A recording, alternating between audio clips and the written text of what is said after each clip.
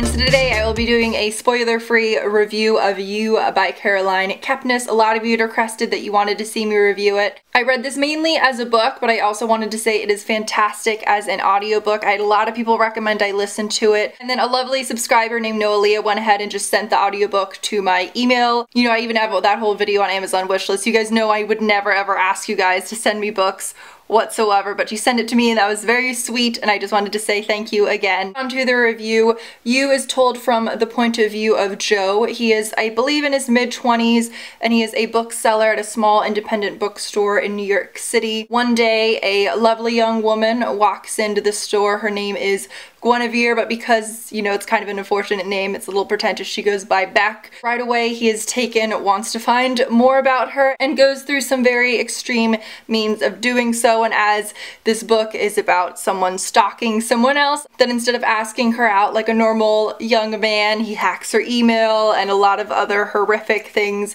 begin to occur. And in terms of the plot, I won't give too much else away. Now, the storyline of a man becoming obsessed with a girl and stalking her is something we see very often in books and film, but this is an incredibly unique take on the subject. Unlike a lot of psychological thrillers where it kind of rests on a mystery or the major plot line is some story like that, this is definitely a very, very character-driven book, and the characters are incredibly unique. When you see these kind of plots, generally the girl's very virginal, very naive and sweet and perfect, and generally it's told from her point of view, and you just have this kind of ominous, dark, brooding, attractive guy stalking her. However, in this book, the stalker and the girl are both incredibly narcissistic, not generally very likable individuals. They both do some fairly terrible things. Now, in terms of Joe, as I said, it's told from his point of view, and throughout the book, he just refers to Beck as you, which I would find incredibly annoying in terms of erotica, if I'm honest, but in this book it works very well. Now, the best aspect of this book, and anybody else who has read it and enjoyed it, I'm sure will say the same thing,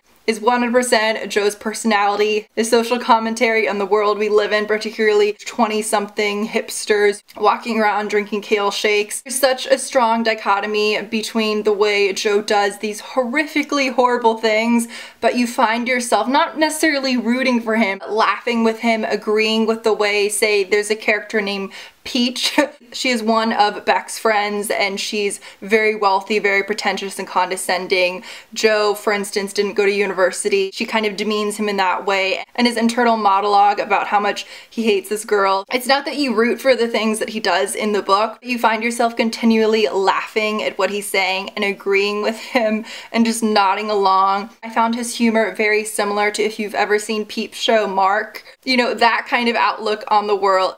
And I do have to say, because so much of this book is Joe's internal monologue, if you don't find his, you know, like I said, social commentary on pop culture, if you don't find that personally funny and it's not your sense of humor, I do think, unfortunately, it would be a bit difficult to like this book. Generally, I would say if you don't like the main character, I think that's fine. There are lots of times I don't like the main character as a person, but because so much of this book is his humor, and it's not like a lot of other psychological thrillers where there's this overlying mystery you're trying to solve, so much of it is just Joe, that if you can't find him entertaining and all you can see is him being a stalker, I can see why it would possibly be really difficult to like this book.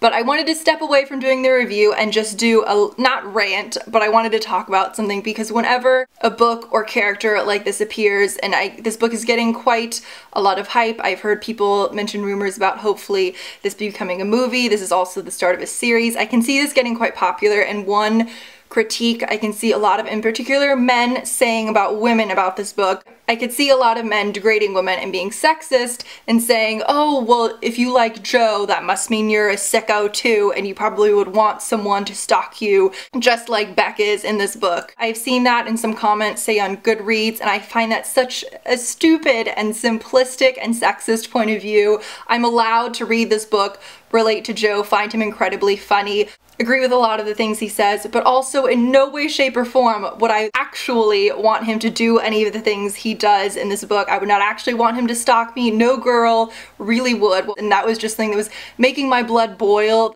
that I kept seeing come up over and over again. So rant done. Let's get back to the review. In terms of Beck as a character, as I said, like Joe, she's quite narcissistic and selfish. She also tweets incessantly, which is one way he stalks her. She also admittedly loves men, goes out with many men, some men that she really shouldn't, which again I found refreshing because whenever you see these types of books, it's always like, for instance, what was the book I just read?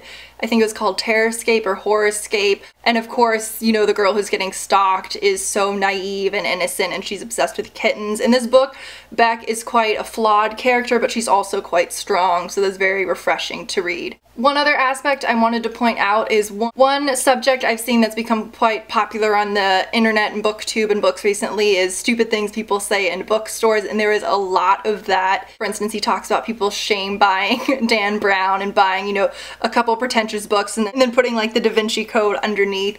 And it's little comments like that that if you also read a lot, you can just find very funny and amusing. As I said, I loved the characters, found them to be very unique. In terms of the writing, I thought it was spot on. It was very witty, very clever, very fun. And I think even if you don't generally like psychological thrillers, maybe you're not generally into creepy books, I would say still check this out because there is so much humor in it. The only negatives I would say is it's 422 pages and I think it could have been trimmed down a little bit. I felt it was a bit too long, and in terms of, I'm not going to say whatsoever what the ending is, but I found the very end to be slightly cheesy, and I'm in general, as you guys know, not the biggest fan of series, but I just found Joe so entertaining. I just want to continue reading his voice and his perspective. So overall, I would give this book 4.5 out of 5 stars. Definitely one of my favorite books I've read so far this year, and Joe is now probably one of my favorite protagonists of all time. So obviously I would highly recommend this book. Let me know if you've read it or if you want to read it or just any other books you would recommend, and I'll see you guys soon. Bye.